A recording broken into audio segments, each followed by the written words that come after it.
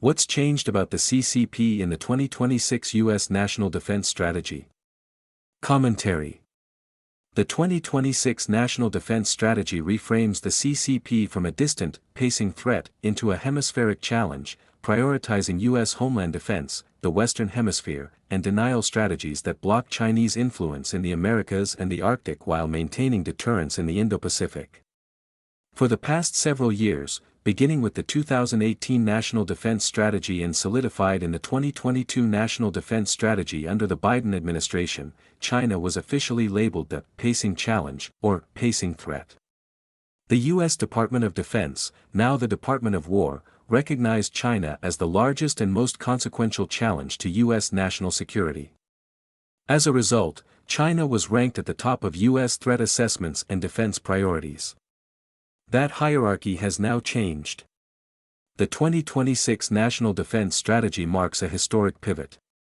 For the first time in modern history, the Pentagon has explicitly ranked homeland defense and the Western Hemisphere as the #1 national security priority, with China moved to second place. This shift centers U.S. defense planning on the Americas and translates directly into the use of military resources to secure the U.S. southern border, combat narcoterrorism by targeting cartels operating in Central and South America, and protect strategic access points critical to U.S. security, including the Panama Canal and Greenland. The strategy also elevates missile defense for North America as a core element of homeland protection, prioritizing the development and deployment of the Golden Dome missile defense system. Where earlier defenses focused on limited protection against rogue states such as North Korea, the new approach shifts toward a comprehensive defensive shield designed to counter peer-level threats. The goal is to ensure that China cannot hold the U.S. homeland hostage through its expanding arsenal of hypersonic weapons and long-range ballistic missiles in order to deter American intervention abroad. This renewed focus on America's backyard has led the 2026 National Defense Strategy to be described as a Trump corollary to the Monroe Doctrine, aimed at preventing China from making inroads in the Americas, Greenland, and Canada. Under this framework, the U.S. military is tasked with actively blocking China from gaining ownership of key assets or establishing military or commercial hubs in Central and South America. Chinese economic penetration, port access, infrastructure control, and dual-use facilities are treated as direct security threats rather than distant geopolitical competition. The strategy reflects growing concern over Chinese activity tied to instability along the U.S. southern border, including the supply of fentanyl precursor chemicals and money laundering services that support Mexican cartels.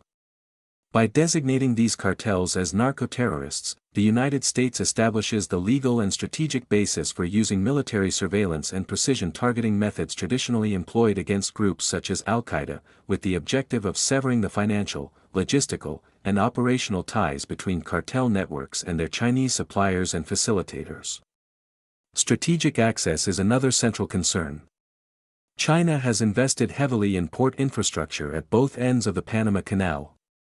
The National Defense Strategy states that the United States will guarantee military and commercial access to the canal, a direct response to concerns that China could use its commercial leverage to restrict U.S. naval movement during a crisis or conflict. Control of the canal is framed as essential to maintaining freedom of navigation between the Atlantic and Pacific theaters. Greenland occupies an elevated position in the strategy and is referenced repeatedly throughout the document.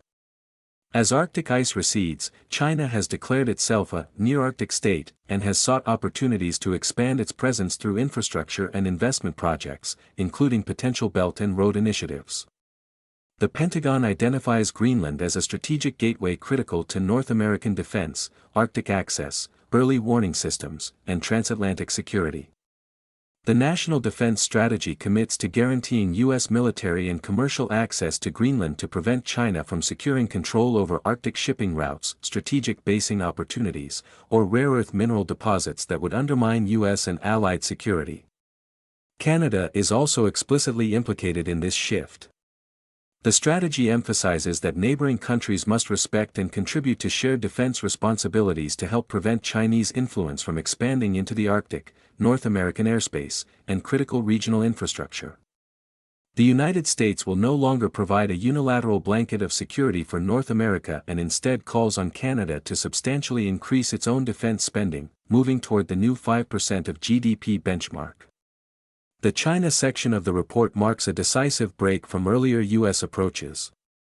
Previous strategies were built on engagement and economic integration, assuming that interdependence would moderate China's behavior and lead to long-term political convergence. The 2026 National Defense Strategy abandons those assumptions in favor of a posture of flexible, practical realism focused on defending concrete U.S. interests. Rather than pursuing regime change or ideological confrontation, it emphasizes competition, prioritizing deterrence, resilience, and strategic advantage to limit China's ability to undermine American security, prosperity, and strategic access. The core objective of the strategy is to ensure that China cannot gain a strategic foothold in the Americas while also preventing it from dominating the Indo-Pacific. While the United States will continue to trade with China and maintain diplomatic relations, it no longer treats China as a mere competitor rather than a threat, particularly with respect to Chinese investment, infrastructure control, and naval access in the Americas and the near Arctic.